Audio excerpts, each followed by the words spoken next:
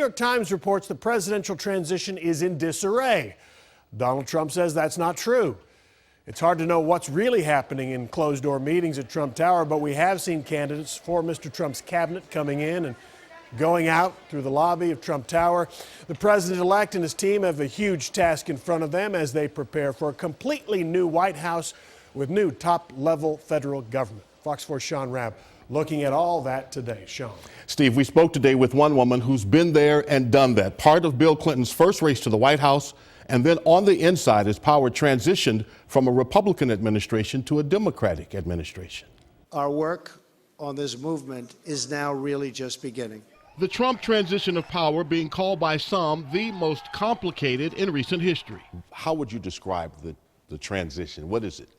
Monumental is the word that I would use. Regina Montoya served as assistant to President Clinton for intergovernmental affairs in his first administration. I had an office in the West Wing of the White House. I was there on Inauguration Day. And that's when the new administration must stand up. That's when those people will walk in, their offices are there, there's empty desks, all of the materials that people have had before from the old administration is cleaned out. Trump's transition team trying to select 15 cabinet members. There are 4,000 political appointments that must be filled. A quarter of those require Senate confirmation. A lot of work before Inauguration Day, January 20th. Having every cabinet member ready with their deputies as well, and the liaisons from those departments to the White House, all of that is really critical. But it doesn't always happen. Montoya was named to Clinton's White House January 15, 1993, 5 days before he took the oath of office. And it's a pretty daunting task to walk into the West Wing of the White House, look around and say, oh my goodness. Inside Trump Tower, where the transition team is meeting with people like Senator Ted Cruz, who could be considered for a cabinet position. They are getting inundated with resumes. From others who want to serve at the highest level of government in an administration like none we've seen before, standing up for the first time. That is what you see in a change of administration. There are no holdovers from the other administration. It's a new beginning.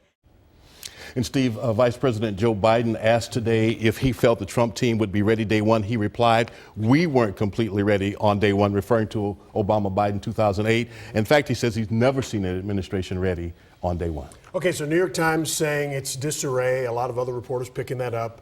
When you hear somebody say reports are, that means they're playing off the New York Times report. So tell me, it's interesting. The politicians are saying, all of them, this is what happened. This is how it goes. Is there a point at which that's not how it goes and people say, whoa, we better get on with some of this stuff? Yeah, here's what we can tell you from what we've learned from looking around and studying past administrations. Listen, by Thanksgiving, you want to have the White House positions filled and announced. Those don't need Senate confirmation. Between Thanksgiving and Christmas, you want to have all of those, the 1,000 or so that need Senate confirmation, your cabinet, the deputies, the assistant deputies, you want to have those announced so they can go through, hopefully, a smooth confirmation before we get to the inauguration. So people are saying it's disarray because this has never happened before. In other words, Trump has no public service, no government experience, no military experience, nothing that would require this kind of organization. And then you see Chris Christie get kicked out 2 days after he's in.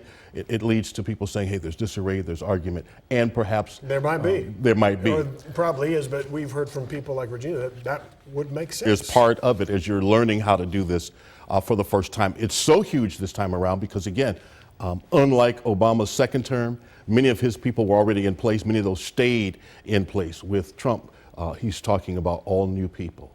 4,000 people, we'll $4 trillion that's we'll see. budget. That's a tough. We'll see. That's a lot of turnover. We'll see, but it's early in the process. All right, Yeah. Sean.